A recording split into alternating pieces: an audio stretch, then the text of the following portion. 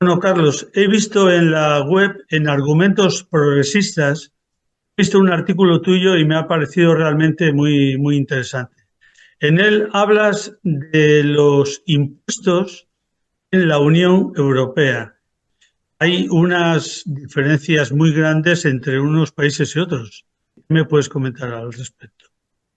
Buenas tardes, Paulino, y gracias por invitarme a esta tertulia o a esta conversación entre dos que sobre de la Casa de Europa en Cantabria. Y sí, efectivamente, yo he publiqué un artículo en Argumentos Progresistas que hablaba fundamentalmente de lo que es la armonización fiscal en la Unión Europea. Y entendido la armonización como todo aquel movimiento que todos deseamos de que la normativa tributaria en los distintos países de la Unión Europea sean lo más parecidas posibles. ¿Por qué es esto? Porque facilita, ¿no?, la labor económica, la de las transacciones entre países. Pero claro, aquí esto tiene una problemática también, que se ha conseguido en la Unión Europea que la imposición indirecta, fundamentalmente el IVA, que es la que afecta a las transacciones económicas entre empresas y incluso entre sociedades, pues se ha conseguido armonizar la tributación de todos estos países en el IVA y en impuestos especiales, con lo cual se facilita mucho el comercio entre los diversos países, porque las empresas lo que buscan es que todas las normativas de cada uno de los países sean lo más homogéneas posibles, porque eso les facilita a ellos el no tener que cambiar según y adaptarse a las circunstancias de cada uno de los países. Pero claro, esto que se ha conseguido mucho en la imposición indirecta, que digo que afecta a las actividades económicas, en lo que es la imposición directa, llámese impuestos a la renta o impuestos de sociedades, no se ha conseguido. Existen grandes diferencias. Que esto a quién afecta más? A los particulares, a las personas físicas.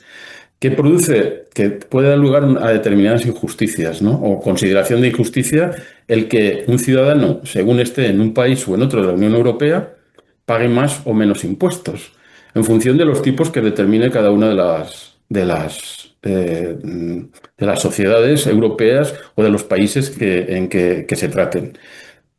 Esta situación provoca, como ya he dicho, una situación de injusticia que permite, sobre todo porque permite a aquellos que tienen grandes patrimonios, ¿no?, o aquellas empresas multinacionales o grandes empresas que pueden moverse perfectamente por su patrimonio, por su volumen de ingresos entre distintos países, permiten, pues, localizarse o domiciliarse en aquellos países que tienen una tributación más reducida para ellos.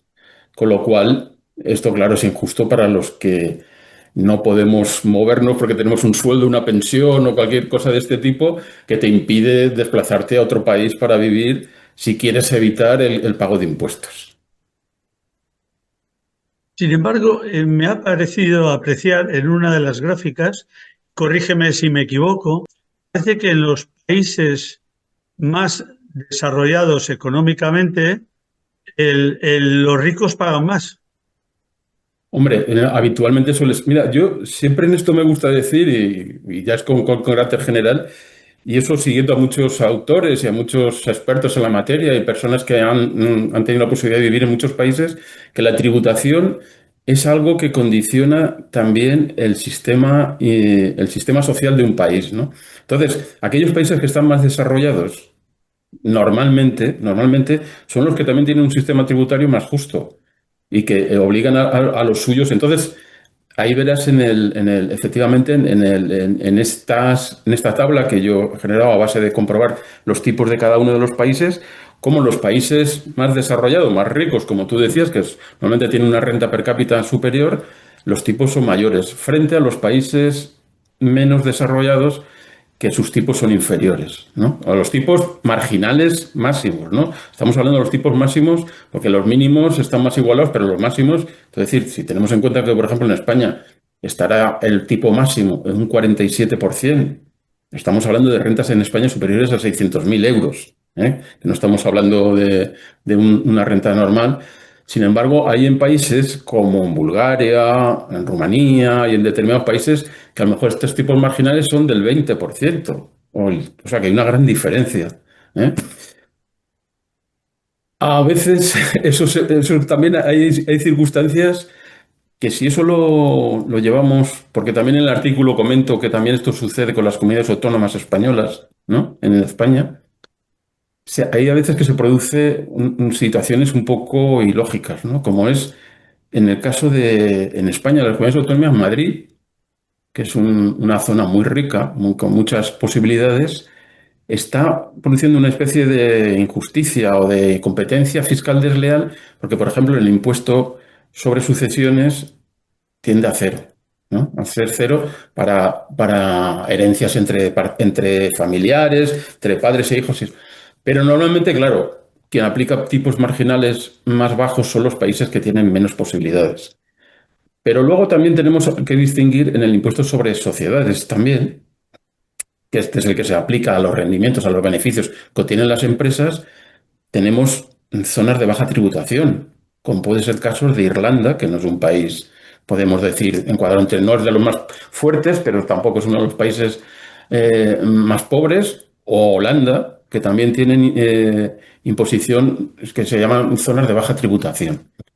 O sea, que eso es curioso, pero sobre todo lo que yo creo que debe determinar la Unión Europea, lo que debe conseguir, intentar conseguir, es que todo ciudadano europeo, viva donde viva, tribute lo mismo, que tenga las mismas circunstancias, entendiendo, porque el impuesto sobre la renta siempre es progresivo, ¿no? Siempre debe ser progresivo, pero esa progresividad debe de ser la misma en todos y cada uno de los países que integran la Unión Europea, porque si no, esas injusticias luego dan lugar a los populismos, que si quieres también podemos hablar de ello, de que también lo que está ocurriendo. Sí, exactamente. O sea, una cosa lleva a la otra. Claro, Eh, Tengo la sensación de que los recursos públicos y la fiscalidad, tanto de las personas físicas como de las sociedades, del impuesto de sociedades, tengo la sensación que hay una relación directa. Es decir, si recaudas poco, eh, algún recurso público fundamental se va a resentir. ¿Crees que esta relación es tan directa como la estoy poniendo yo claro, encima de la mesa? evidentemente. Yo creo que la Unión Europea está pecando mucho de no, sí que está consiguiendo lo que es una integración económica bastante incluso con la zona euro, pero lo que es lo que se llama la Europa social no lo está consiguiendo tanto, ¿no? No está consiguiendo esa integración.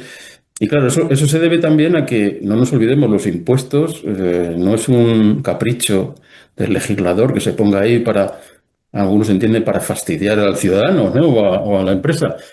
Es una necesidad que se establece para fomentar determinados servicios públicos que son necesarios para que se los presten a aquellas personas más desfavorecidas, ¿no? Que tienen menos recursos. Porque los ricos o ultra ricos para nada les interesa ni una sanidad pública, ni una enseñanza pública, ni una dependencia pública, ni unas pensiones públicas. Para nada les interesa eso porque tienen su capacidad más que suficiente para hacer frente por ellos mismos a todo lo que les pueda ocurrir en su vida, ¿no? Pero es precisamente los impuestos, los tributos, lo que conlleva a que garantizar a todos los ciudadanos de un determinado país unos mínimos servicios públicos y lo que es deseable que sean de la mayor calidad posible. Si no en todos los países en que hay un sistema tributario escaso o que no existe un control suficiente porque a lo mejor algunos países tienen un sistema tributario, pero luego si no existe un control a través de la inspección, de la gestión, de la recaudación, pues no está garantizado. Son países pobres, pobres porque hay una gran diferencia, una gran desigualdad entre unos y otros, entre ricos y pobres, y los ricos viven muy bien, muy bien, muy bien, pero los pobres viven muy mal, los desfavorecidos, aquellos que dependen de un salario que a veces no tienen ni salario mínimo, ¿no? O sea, entonces, el sistema impositivo es fundamental y Europa tiene que conseguir eso también, que exista un mínimo sistema impositivo que garantice esos servicios públicos necesarios para todos los ciudadanos y especialmente para los más vulnerables. Sí. Esto es una asignatura pendiente dentro de la estructura de la Unión Europea, que lo que es cierto es que es una apuesta, la Unión es una apuesta fundamental de cara al futuro, pero realmente hay diferencias muy grandes en muchos aspectos y en particular en el tema de la fiscalidad. Estoy recordando ahora, por acabar este tema, el tema de Apple y de Irlanda. Ese fue precisamente prácticamente un dumping fiscal, ¿no? Sí, sí, sí, sí. Es que lo de las grandes multinacionales es vergonzoso. Es vergonzoso. Y ahí, porque ellos consiguen, a través de ingeniería fiscal que se llama, ¿no? Porque tienen capacidad, lo que comentamos al principio, ellos tienen capacidad, estas multinacionales, para llevar beneficios de un país a otro, ¿no? Es decir, lo tengo aquí y lo llevo, pero lo declaro en otro país, ¿no? Donde la situación o la tributación es más favorable, ¿no? Como ocurría con Irlanda, ¿no? Claro, tú ves, cuando entiendes perfectamente cuando Trump dice, se mete con todo el sistema que está montado en la Unión Europea, con todas las trabas que se le pone a sus grandes empresas americanas. Claro, es lo que está, al fondo lo que quiere es eso, ¿no? Es decir, bueno, oiga, ustedes no me pongan, déjenme a mí que yo declare y tenga mis actividades económicas donde yo quiera y no me pongan trabas, no me controlen. ¿Por qué? Porque él quiere que en cuanto más libertad exista, libertad malentendida, ¿no? Claro, más beneficio para ellos. Cuando ven que, hombre, le están poniendo sanciones a algunas multinacionales por parte de la Unión Europea. ¿Por qué quiere él? Claro, se siente intimidado en el sentido de decir, bueno, es que con Europa no podemos trabajar a gusto, que es que nos dejen en paz y que nosotros obtengamos el máximo beneficio posible con el menor coste posible, ¿sabes? Entonces, la tributación es una parte fundamental, ¿no? En estos casos. Ya no me puedo sustraer en estas fechas, cambiando de tema. Me gustaría saber cuál es la opinión tuya de la situación actual de la Unión Europea. La situación para mí actual de la Unión Europea es complicada, evidentemente es complicada, porque se ha dado ahora una circunstancia que hace tiempo que no se daba, ¿no? Que es, siempre hemos tenido, o la Unión Europea ha tenido como rival o como enemigo o como país en contra de Rusia, ¿no? Y anteriormente las repúblicas soviéticas. China siempre ha sido un competidor grande, ¿no? de Europa, pero sin embargo siempre hemos tenido un aliado especial que era Estados Unidos, ¿no? En el cual, con sus problemas, con su problemática, pero siempre sabías que estaba en la misma dirección que la Unión Europea a nivel mundial. Ahora con Donald Trump, desde que está Donald Trump en el mando de Estados Unidos como presidente, esa amistad o ese saber que funcionamos, vamos en la misma dirección, ya no lo tenemos tan claro. Y que era el país que nos protegía respecto tanto militarmente como económicamente también, con el que podías tener cierta confianza, ya no lo tenemos tan claro. Y es complicado entender. Entonces, Europa, ¿qué tiene que hacer? Para mi entender, pues ser más Europa. Tiene que todavía profundizar en los sistemas legislativos y en las relaciones económicas, en las relaciones sociales que fluyan entre los distintos países que componen la Unión Europea. El problema que tenemos también otro distinto interno, que es que desgraciadamente los partidos populistas, por llamarlos a la ultraderecha de alguna forma un poco más racional, cada vez tienen más fuerza en la Unión Europea, y los partidos populistas lo que tienden es a primar el nacionalismo de cada uno de los países, y por eso pretenden obtener todos los beneficios posibles que puedan de la Unión Europea, pero sin añadirse ninguna obligación que les permita o que les permita el que la Unión Europea actúe de una forma más coordinada. Y luego, claro, está claro, Trump, por ejemplo, está beneficiando y está insistiendo en todas las elecciones que hay a nivel mundial y a nivel europeo también. Se está posicionando a favor de determinados partidos políticos o determinados movimientos, todos ellos de la ultraderecha. Eso nunca había sucedido. Siempre los presidentes americanos o Estados Unidos Aunque luego a lo mejor con sus servicios secretos y tal podían haber hacer alguna cosa, pero de una forma tan descarada como está haciendo actualmente Donald Trump, nunca había sucedido que se posicione a favor.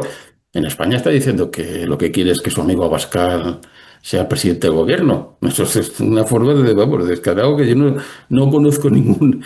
Anteriormente nadie había dicho eso, ningún presidente de Estados Unidos, ni por un presidente ni por otro, ni por un candidato ni por otro. Nos habían mantenido siempre neutrales.